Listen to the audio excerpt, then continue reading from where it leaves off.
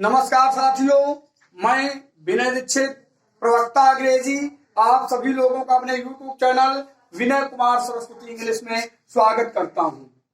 हम लोगों का टॉपिक प्रेजेंट इंडेफिनिट टेंस चल रहा था, जिसके तहत हम लोग प्रेजेंट इंडेफिनिट टेंस के नियमों को पढ़ रहे थे। प्रेजेंट इंडेफिनिट टेंस के नियमों को पढ़ रहे थे।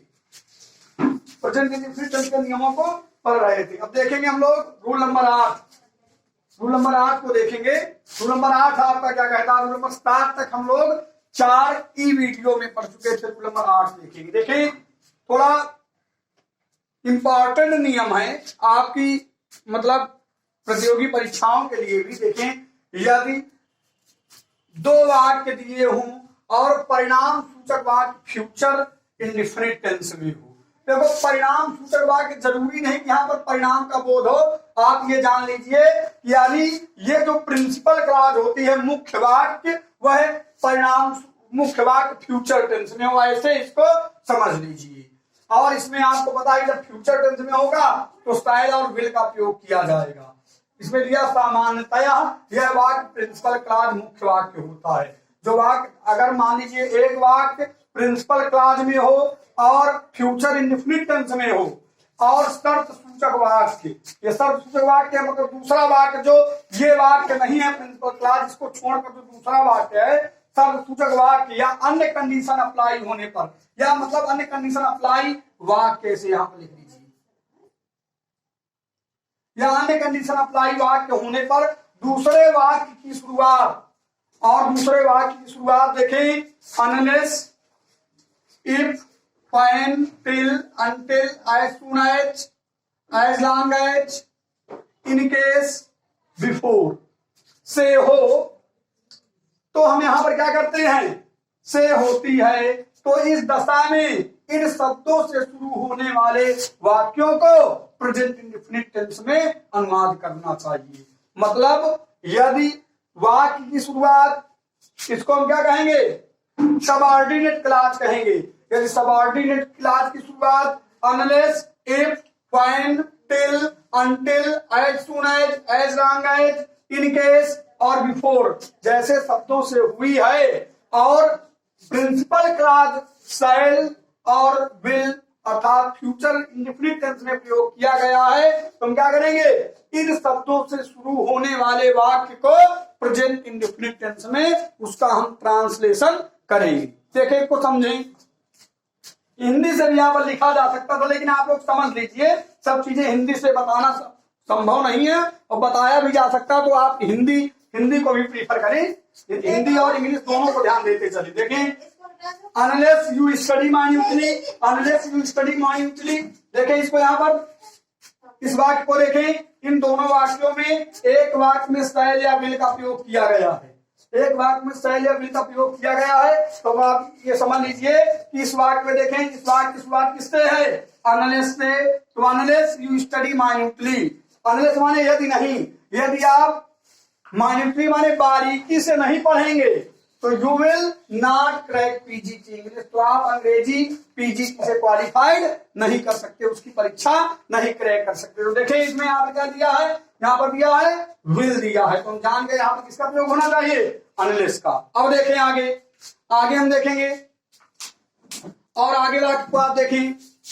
देखिए यहाँ पर दिया है इफ, इस वाक्य को हम देखें शैल या विल वाले को, देखो आई के साथ मिलाया, तो देखें यहाँ पर आई के साथ मिला के, तो पहला वाक्य जो आपका चालू हुआ इन शब्दों से वह प्रेजेंट इंडेफिनिट टेंस में होना चाहिए। कैसे? If you give me blood. देखो इफ आया तो हम देखें यहाँ पर यू के साथ क्रिया की पहली अवस्था, ठीक है, इंडेफिनिट टेंस हो गया। If you give me blood I will give you freedom. अगर तुम मुझे खून दोगे तो मैं तुम्हें आजादी दूंगा। अब देखिए दूसरे वाक्य को देखें, शी विल नॉट वर्क। एक चीज और आप समझ लीजिए, जरूरी नहीं कि ये जिन शब्दों को हमने बताया unless, if, when, till, until, as soon as long as, in case, before, ये वाक्य के शुरू में भी आए, कभी कभी ये वाक्य के बीच में भी हो सकते हैं, कंफ्यूज आप ना हो। यहाँ पर देखें शी विल नॉट वर्क। अब देखें यहाँ पर विल इसमें आ गया इस वाक्य में, तो आप जान जाए तो दूसरे वाक्य क्या करता होगा, तो मतलब उसको हम इंडेफिनिट में बनाएंगे। अगर इन शब्दों से शुरुआत हो रही है। अंटिल आ गए यहाँ पर, तो अंटिल के दाहिनी तरफ वाले वाक्य को हम किसमें करेंगे? Present indefinite tense. क्या हो जाएगा? Until it strikes 7। देखो ये स्ट्राइक्स इंडेफिनिट टेंस इट के साथ लगाया गया, तो शी विल नॉट वर्क, वह काम नहीं करेगी जब तक 7 नहीं बज जाएंगी। ठीक है, ये वाक्य कहने का मतलब है। अब देखिए बिफोर शी कम्स, देखो आई सेल यहाँ पर आ गया, और इस वाक्य की शुरुआत किससे है? बिफोर। आपको बताया गया है बिफोर के साथ भी इंडेफिनिट का प्रयोग करेंगे। क्या होगा? बिफोर शी कम्स, जब तक उसके आने के पहले, आई सेल कंप्लीट माई वर्क, मैं अपने कार्य को कर लूंगा। अब देखें इस वाक्य को, देखें when he comes here, when he comes here, तो देखें ही विल यहां पर दिया गया है, ठीक है ना। तो आप लोग समझ लीजिए, तो हम मतलब ये प्रिंसिपल क्लास विल में दी गई है, तो सबऑर्डिनेट क्लास को हम किसमें करेंगे? इसको मतलब इंडेफिनिट में बनाएंगे। क्या होगा? व्हेन ही कम्स हियर, देखो ही आया यहाँ पर, ही के साथ क्रिया की पहली अवस्था के अंत में यस या यस लगाया गया, कम्स हियर, ठीक है। तो दूसरे वाक्य में he will bring me sweets, जब वह यहाँ आएंगे तो मिठाइयां लाएंगे, ब्रिंग मी मेरे लिए मिठाइयां लाएंगे, ठीक है ना। इसको समझ लीजिए। अब देखें कभी हमने बताया बीच में भी कभी प्रयोग हो जाता है इफ, देखिए लेकिन इफ के दाहिनी ओर वाला वाक्य इंडेफिनिट में रहेगा। देखो यहाँ पर विल आ गया, वी विल टीच देम, हम उन्हें पढ़ाएंगे, वी विल टीच देम, हम उन्हें जरूर पढ़ाएंगे, if they come to me, अगर वे मेरे पास आएंगे। ये वाक्य कह रहा है, दे बहुवचन है, लेकिन क्रिया की पहली अवस्था कम आई, तो इसको यहाँ पर लिख दिया गया। हमारे हिसाब से आपके समझ में जरूर आया होगा। दूसरे शब्दों में अगर आपको कंफ्यूजन हो तो एक चीज और समझ लीजिए, मतलब जब परिणाम सूचक वाक्य फ्यूचर टेंस में हो और शब्द सूचक वाक्य की शुरुआत इन शब्दों से हो, ये कभी कभी मतलब निगेटिव सेंस, मतलब ये कभी कभी गड़बड़ भी हो सकता है। समझने का तरीका आप ये समझे, जब एक वाक्य प्रिंसिपल क्लॉज में हो और दूसरे वाक्य की शुरुआत प्रिंसिपल क्लॉज में हो और आया हुआ प्रिंसिपल क्लॉज में शैल या विल का प्रयोग किया गया हो, और दूसरे वाक्य की शुरुआत unless, if, when, till, until, as soon as, as long as, in case, before से हो, तो हम उस वाक्य को प्रेजेंट इंडेफिनिट टेंस में बनाते हैं। हमारे हिसाब से आप लोगों के समझ में जरूर से जरूर आया होगा। अगर कोई समस्या आ रही है तो आप जरूर से जरूर बताएं, हम कमेंट करें, हम पुनः उसमें वो करेंगे। देखें हम रूल नंबर 9 को देखेंगे, रूल नंबर 9 को देखेंगे। प्रेजेंट इंडेफिनिट टेंस का जो प्रयोग हो रहा है उसमें रूल नंबर 9 को देखेंगे। देखें नैसर्गिक सत्य, मतलब यूनिवर्सल ट्रुथ, स्थायी कार्य का बोध, स्थायी कार्य का बोध होने पर भी वाक्य को सामान्यतः प्रेजेंट इंडेफिनिट टेंस में ही लिखा जाता है। मतलब नैसर्गिक सत्य आ रहा है और स्थायी कार्य का बोध है, तो ऐसे वाक्यों को भी हम प्रेजेंट इंडेफिनिट टेंस में लिखते हैं। लेकिन याद रहे कभी कभी इन वाक्यों को प्रेजेंट टेंस में भी लिखा जाता है, जिसमें हमने एज एम आर का प्रयोग करके भी इन वाक्यों को कभी कभी बनाया जाता है, ठीक है ना। तभी हम लेकिन इंडेफिनिट टेंस के उसको देखेंगे कि नैसर्गिक सत्य और स्थायी कार्य का बोध होने पर वाक्य को हम प्रेजेंट इंडेफिनिट टेंस में लिखते हैं। जैसे the sun rises in the east, आपको पता है सूर्य पूरब में ही उदय होता है। ये नैसर्गिक सत्य है, यूनिवर्सल ट्रुथ है। आप चाहे अपने बाबा लोगों से पूछ लीजिए कि क्या सूर्य कभी पश्चिम में उदय हुआ था, या किसी किताब में आप पढ़ें कि क्या सूर्य कभी पश्चिम में उदय हुआ था।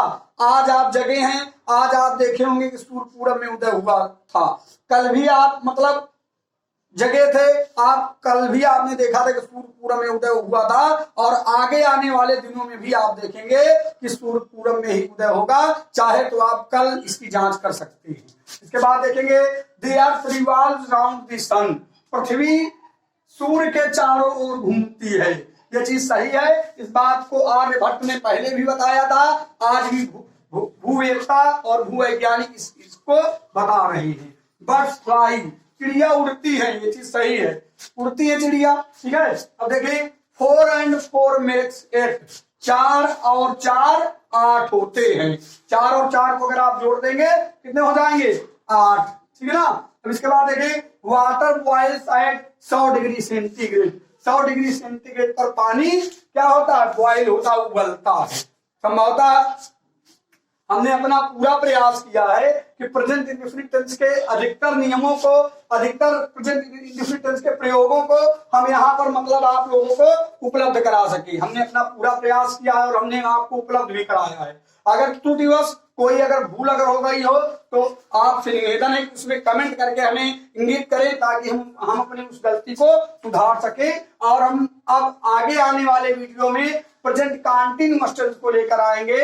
इसी और आप लोगों से निवेदन करेंगे कि आप हमारे चैनल को सब्सक्राइब करें, शेयर करें, कमेंट करें और हमें और अधिक वीडियो अपलोड करने के लिए प्रेरित करें। इसी के साथ मैं विनय दीक्षित प्रवक्ता अंग्रेजी आप सभी लोगों से अगले वीडियो तक विदा लेता हूं। नमस्कार।